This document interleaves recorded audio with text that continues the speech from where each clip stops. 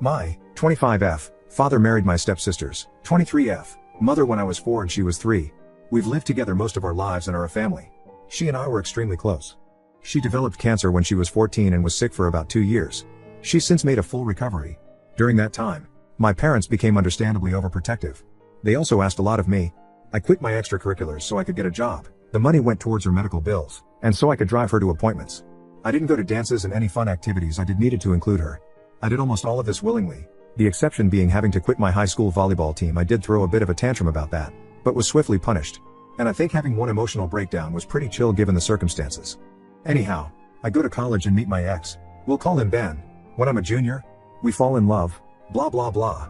He and I move in together when we graduate, so we've been living together for about 3 years. We were serious until July when I walked into my bedroom and saw him effing me sister. I broke it off. Tears were shed. He moved out, etc. My sister apologized at first but then backed off. I thought she was giving me space, but last week she called and asked if we could meet up. She told me that she and Ben were in love and were just telling me as a courtesy before they started posting photos online. Distraught, I left her in the restaurant by herself and did not pay my portion of the bill. She later Venmo'd me asking for the money. She told my parents, who then called me to their house, telling me how disappointed in me they are for not supporting my sister's relationship with Ben. They brought up the fact that because she had cancer as a teenager, she never learned proper social etiquette, and has a hard time meeting people. I don't buy this. In part because I've seen her socialize just fine, and since we spent a good chunk of the time she was sick together, that would also mean that I should have bad social skills as well. By that logic, they then told me that if I don't accept my sister and Ben's relationship, they may have to go no contact with me. I reminded them that I'm also their daughter and they should understand my point of view, but they are adamant that this is about me being jealous of her. For the record, I'm not jealous of her. I'm not upset that Ben picked her over me. I'm sad about the end of the relationship and do feel betrayed, but Lord knows that I don't want to be with a cheater. What I'm upset about is the fact that my sister chose Ben over me, that she slept with Ben knowing he and I were in a long-term, committed relationship, and continues to be with him knowing how much it hurts me. Now no one in my immediate family is talking to me and I'm getting messages from aunts and uncles and cousins telling me that I'm an asshole and a selfish bitch. Edit. Thank you everyone so much for your comments. This has gotten more attention than I expected and I'm having trouble keeping up. So if I don't say thank you, then thank you. I've been given a lot of food for thought. TBH, while I've had moments where I've been resentful or upset about my teenage years, I've always thought that I did the right thing for my sister and for my family. And that time wasn't all miserable. I was very close to my sister and we made things as fun as we could. But I didn't think of it as an abdication of my parents' responsibilities or that they were doing wrong by me, which many of you pointed out. I definitely have a lot to think about. Thank you again for making me feel less crazy about all of this. Update. Sometimes you can only laugh. Just got off of the phone with my cousin who saw this post and said he could explain a few things. I asked him why he was on Reddit instead of school. He asked me why I was on Reddit instead of work, and I said touché. He told me that after my conversation with my mom, she went to his house and talked to my aunt. And here's the deal. Turns out my sister is not only in a relationship with Ben but 4 months pregnant, which means she and Ben were effing for longer than I had even guessed. Apparently my parents are so adamant that I forgive her because I'm already ruining their experience of their first grandchild. That's right, I'm less important than my stepmom posting ultrasounds to Facebook. This is where we're at. Anyhow, I called out of work sick the rest of the day and I'm going to drink a lot of alcohol. Like, a lot of alcohol. And then start thinking about what the fuck I'm going to do.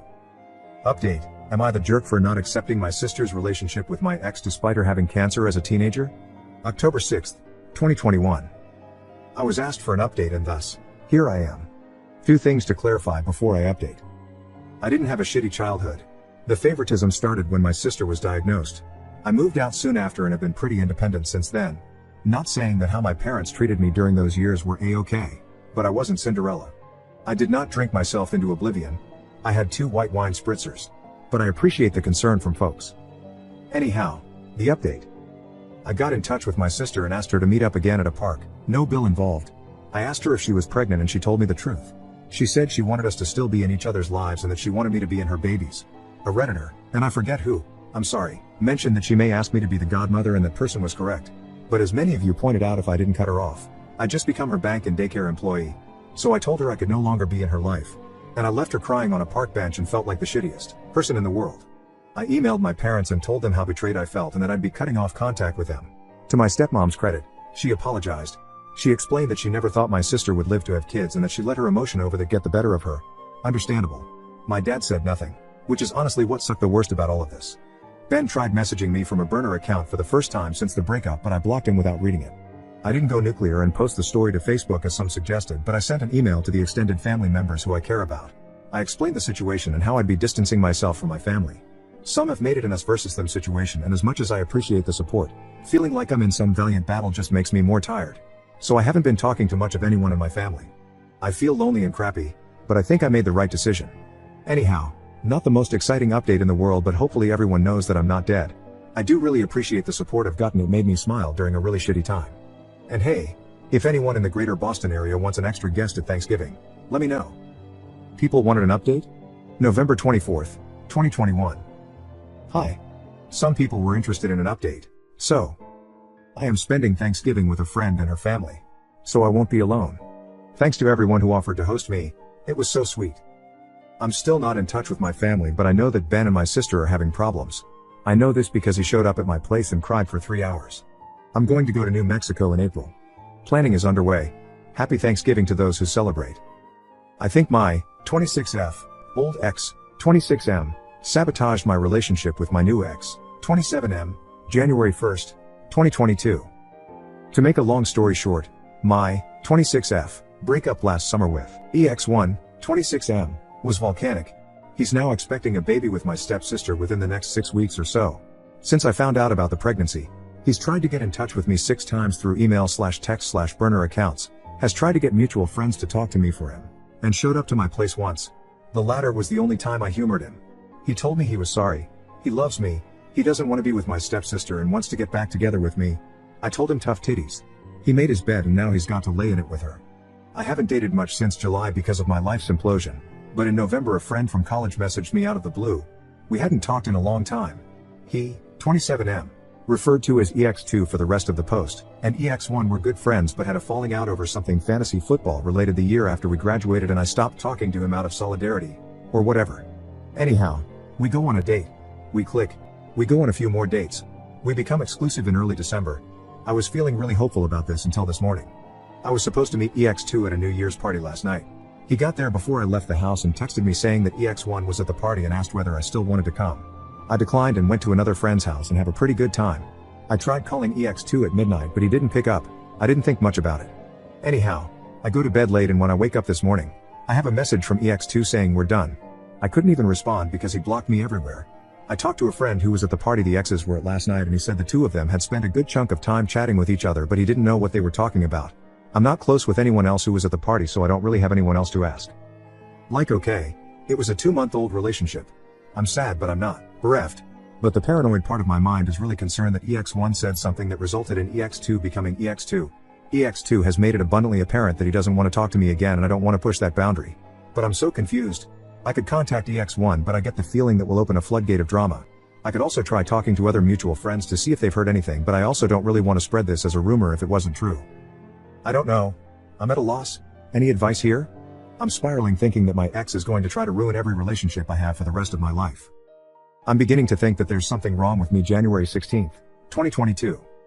My last 2 partners have cheated on me. The first was a very serious relationship. We lived together, we talked about marriage and buying a house.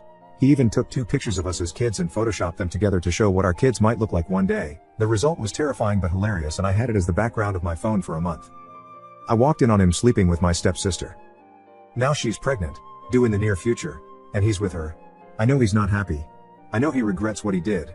I know that he loved me, and none of that stopped him from effing me stepsister in our bed. I've spent so long now being upset at her and writing him off as just a bad decision that I wasted time on, but now I find myself mourning what we had. My stepsister and I grew up together and have loved each other most of our lives, so it felt like that was the betrayal. But he and I chose each other.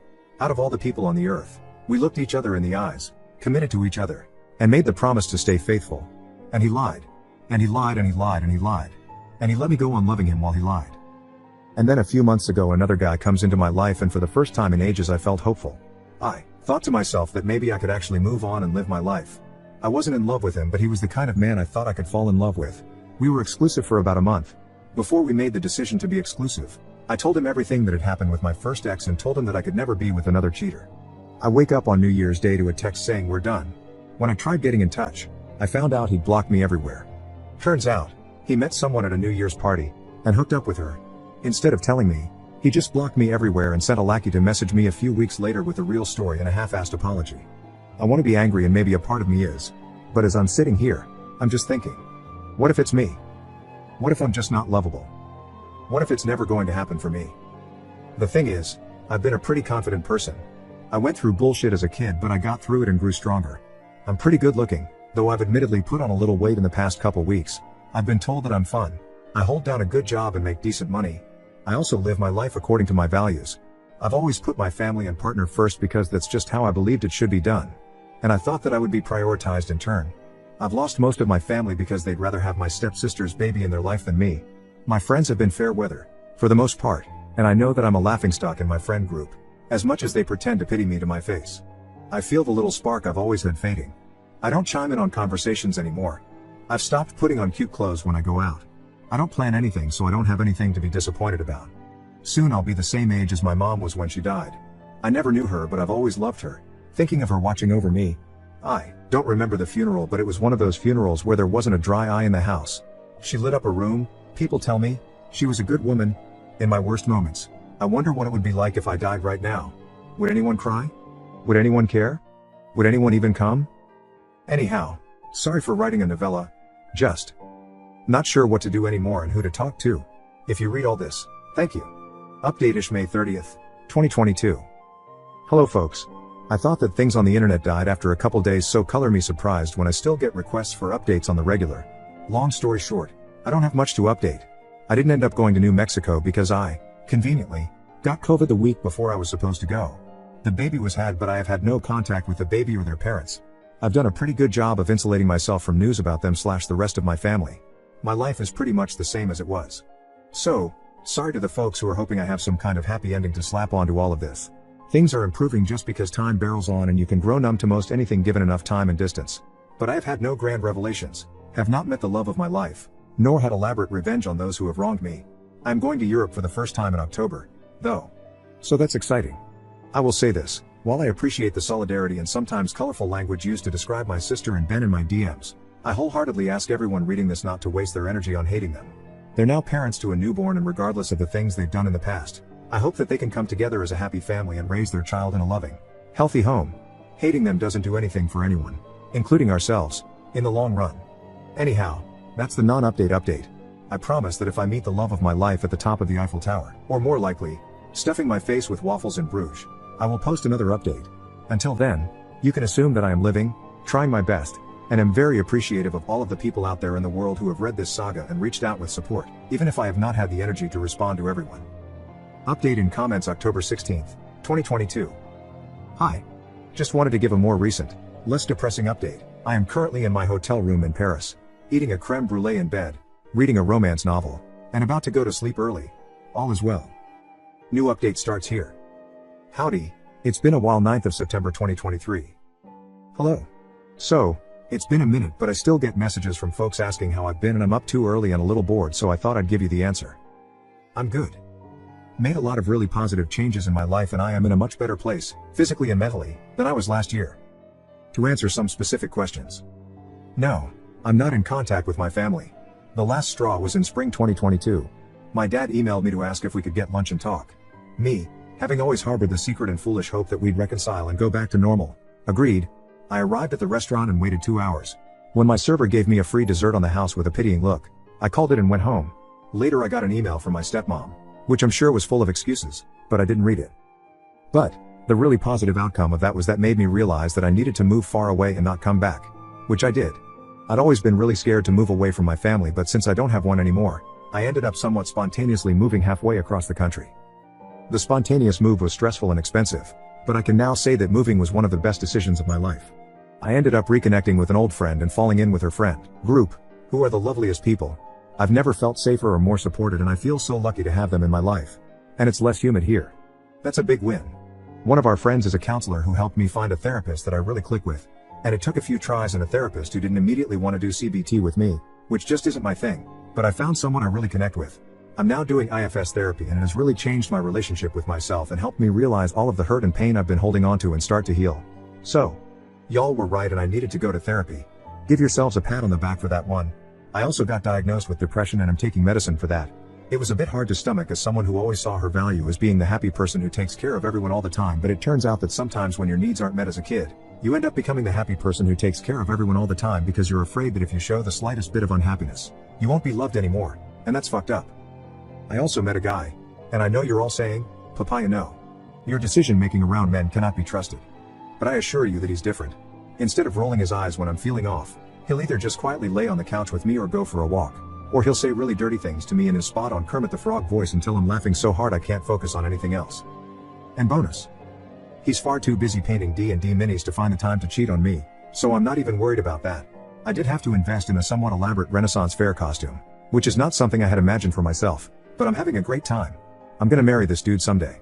As for Ben and my sister, as far as I know they're still together. Every so often she tries to get in touch with some manner of burner account, but I ignore all of it. I'm still bummed that I'm not going to be a part of my siblings' life, and I do, honestly, still really miss my family, but I know this is right for me. Sorry I don't have any salacious info on them, since I know you're all really here to hear about their karmic downfall or whatever. But on my end, things are good. Better than they were before I found out I was being cheated on. My current life is built on real contentment, not fear disguised as shallow happiness. It's not perfect and I have a lot of problems that I'm working through, but I'm proud of myself and I think my mom would be, too. So that's the update. I think it's going to be my last one.